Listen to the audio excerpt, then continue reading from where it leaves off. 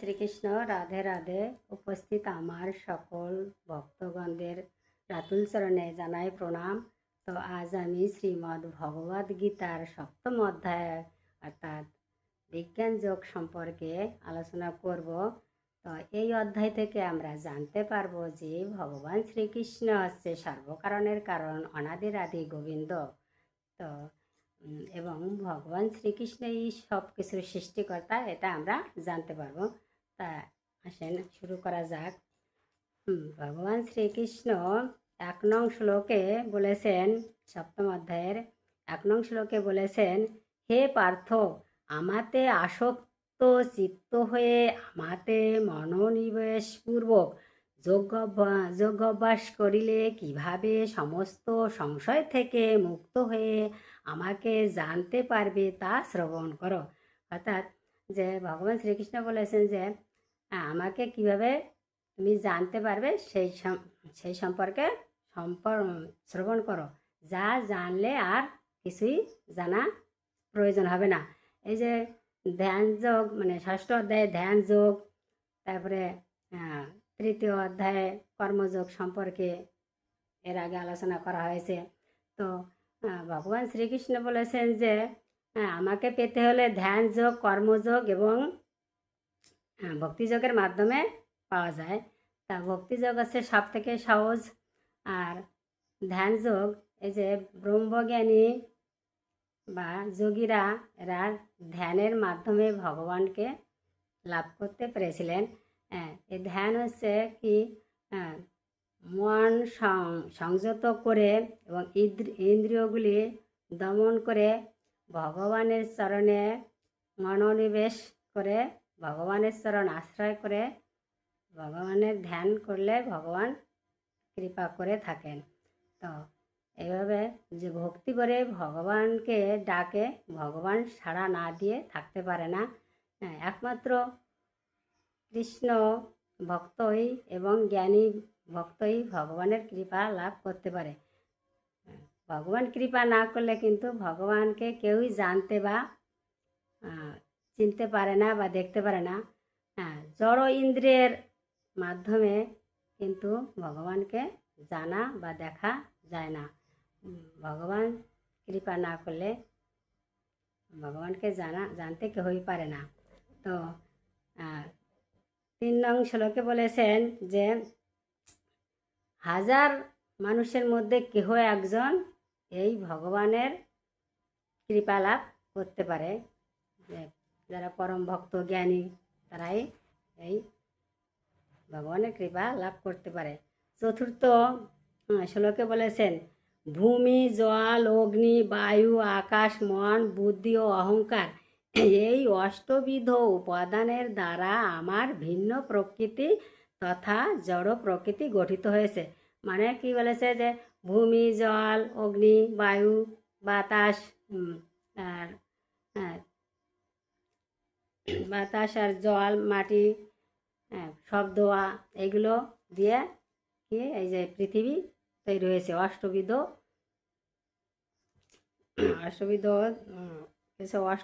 উপাদান দ্বারা এই পৃথিবী ভগবানই সৃষ্টি করেছেন।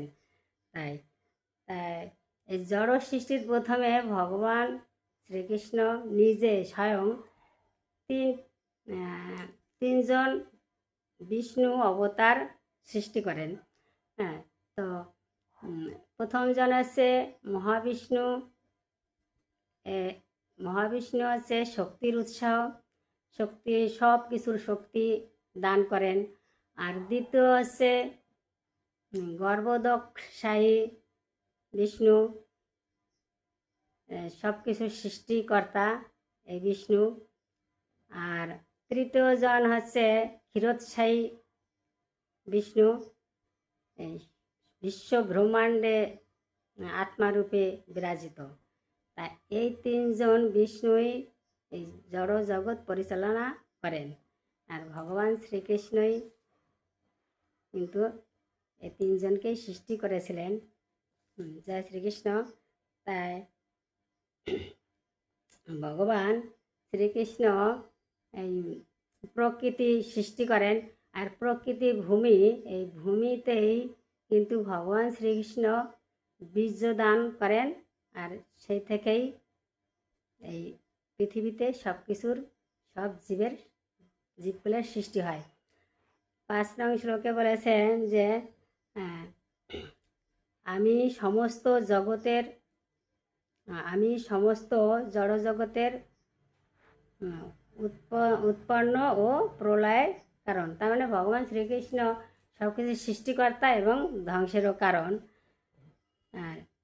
7 নং শ্লোকে বলেছেন, হে ধনঞ্জয়, আমার থেকে কেউ শ্রেষ্ঠ নেই। সূত্রে যেমন মণিসমূহ গাথা থাকে, তেমনি আমাতে এই বিশ্ব ব্রহ্মাণ্ড আমাতেই অতপ্রতভাবে অবস্থান করেছে। 8 নং শ্লোকে বলেছেন যে, হে কুন্তীয়, আমি জলের রস, চন্দ্রের ও সূর্যের প্রভা, সব বেদের প্রণব, আকাশের শব্দ এবং মানুষের পৌরস। 9 নং শ্লোকে বলেছেন, তুমি আমি পৃথিবীর পবিত্র গন্ধ, অগ্নির তেজ, সর্বভূতের জীবন এবং তপস্বীদের তপ। 10 নং শ্লোকে বলেছেন, হে পার্থ, আমাকে সর্বভূতের সনাতন বলে জানবেন। আমি বুদ্ধিমানের বুদ্ধি এবং তেজস্বীদের তেজ। বীজ থেকে যেমন সব কিছু সৃষ্টি হয়, আর ভগবান শ্রীকৃষ্ণই নিজেই বীজ প্রদান করেন এই প্রকৃতির গর্ভে। প্রকৃতি এসে ভূমি মাতা, এই মাতা ভূমির উপর ভগবান শ্রীকৃষ্ণই বীর্য দান করেন, তার থেকেই সব কিছুর সৃষ্টি হয়, জীবকুলের সৃষ্টি হয়। জয় শ্রীকৃষ্ণ। তারপরে 11 নং শ্লোকে বলেছেন, আমি সংক্ষেপে বলছি, পুরোটা বলছি না। 11 নং শ্লোকে বলছে, আমি বলবানদের কাম ও রাগ বিবর্জিত বল। মানে কাম দমনও করতে পারে আর রাগও দমন করতে পারে ভগবান, সব কিছুর সৃষ্টিকর্তা ভগবান। 12 নং শ্লোকে বলেছে, সত রজ তম গুণ, এই 3 গুণই আমি মানুষের মধ্যেই দিয়ে থাকি, আর এই 3 গুণের দ্বারা মানুষ মোহিত হয়ে আমাকে চিনতে পারে না। তারপরে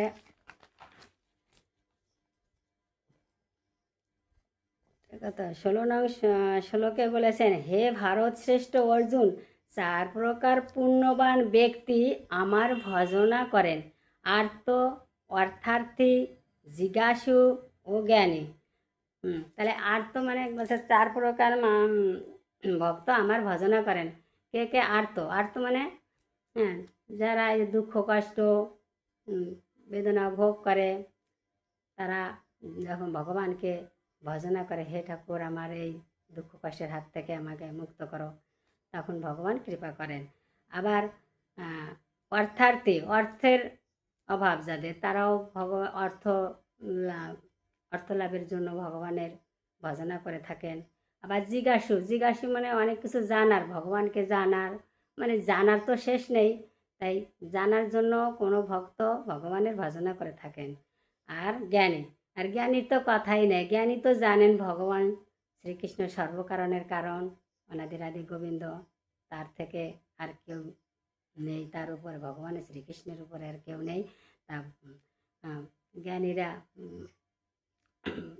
ভগবানকে সহজেই লাভ করতে পারে, যে তারা জানে যে ভগবান সর্বকারণের কারণ, তার থেকে আর উপরে কেউ নেই, তাই ভগবানের সন্তুষ্ট বিধানের জন্যই জ্ঞানীরা কর্ম করে থাকেন এবং সব কর্মফল ভগবানের চরণে অর্পণ করে তারা পাপ পুণ্যের হাত থেকে মুক্তি পেয়ে থাকেন। হরে কৃষ্ণ।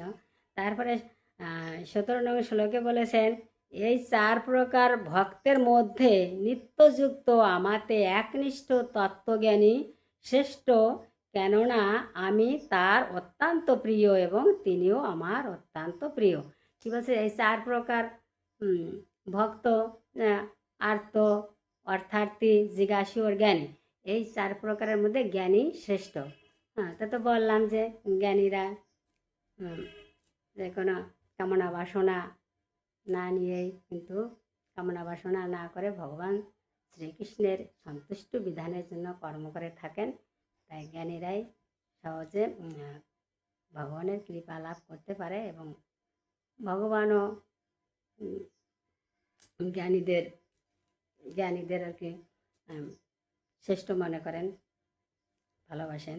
আর তারপরে 20 নং শ্লোকে বলেছেন অর্জুন, এখানে আমি একটু সংক্ষেপে বলছি, বলছে ভগবান শ্রীকৃষ্ণ না অর্জুন শ্রীকৃষ্ণকে বলেছেন, হে কৃষ্ণ, ভগবান তো এক এবং অদ্বিতীয়, তবে এত দেবতা কেন?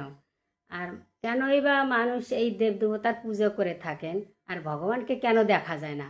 তখন ভগবান শ্রীকৃষ্ণ বললেন, হে অর্জুন, মানুষ তার কামনা বাসনা পূরণ করার জন্যই এই দেবদেবতার পুজো করে থাকে এবং এই দেবদেবতাদেরও আমি সৃষ্টি করেছি।